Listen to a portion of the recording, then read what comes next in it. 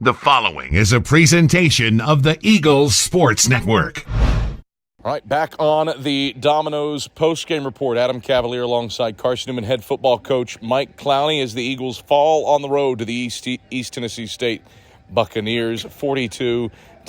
Mike Clowney, there's some good in this, and it feels odd to say in a 42-point loss, but defensively, a lot of good. Felt like the defense was put in some challenging positions due to field position, and they recovered well. What'd you see from your team? What'd you learn about your team?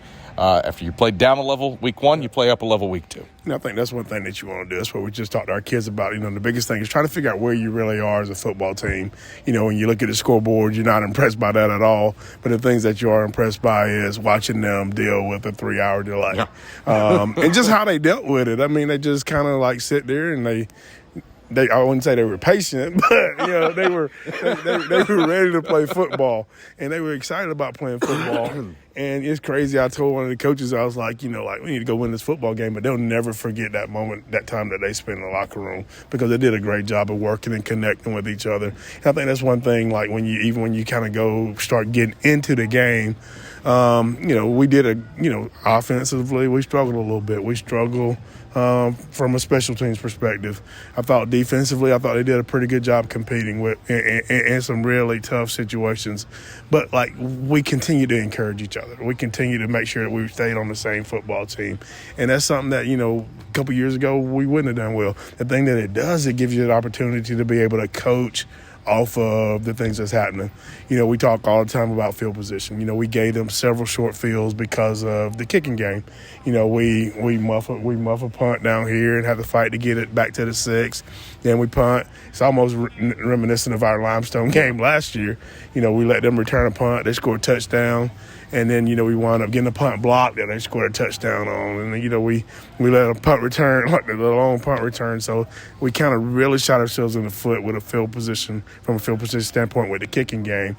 But overall, I think guys worked to kind of stay into the game. It felt like that first half, ETSU didn't have sustained drives. The two times that they scored the football offensively, like you said, it came on short field set up by punt returns. And the third was the punt block. How did you see you guys rallying, I suppose, around that adversity and not getting down? I think the big thing is defensively. I mean, we wound up getting a turnover, I think, down inside the 2. Yeah. Being able to get one of those stops there. But I think they just continue to keep the game close enough to where we still feel like we had a chance. Offensively, tough position to be in against an FCS opponent. Zane Whitson was questionable throughout the week. He gets the start, plays about a quarter and a half before you seg to Jalen Myers and Walker Martinez. What did you see out of your quarterbacks tonight? I think Zane, I thought he did a good job at the beginning of the game. We really struggled with him up front today. And, it's hard to function when that happens. I think our guys up front are doing a great job. But, it's a good learning lesson for us today.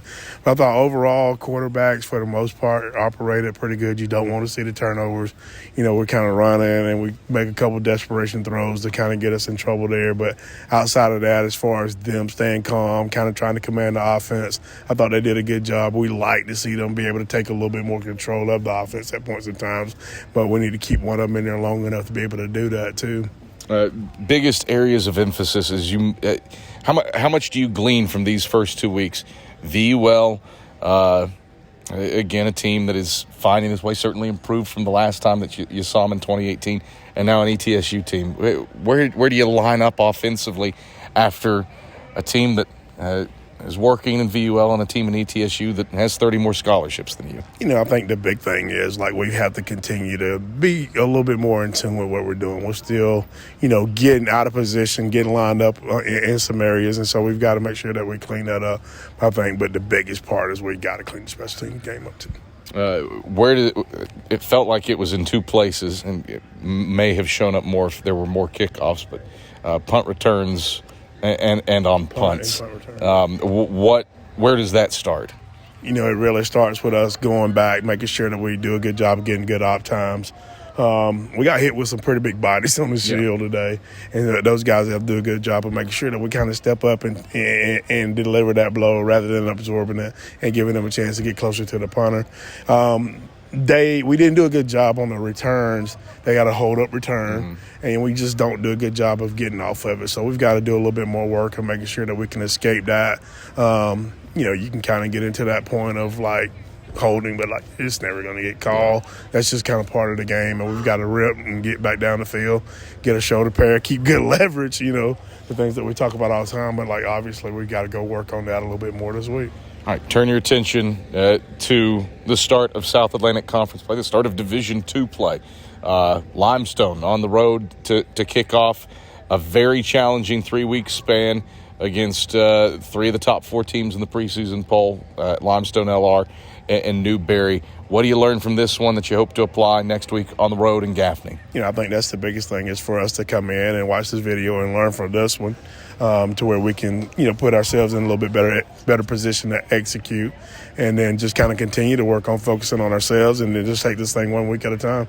Mike Clowney, pleasure as always. We'll talk to you next week in Gaffney. Same thing. Looking forward to it. It's Carson-Newman head football coach Mike Clowney. We're back after these messages with the Domino's postgame report rolls on after this on the Eagle Sports Network.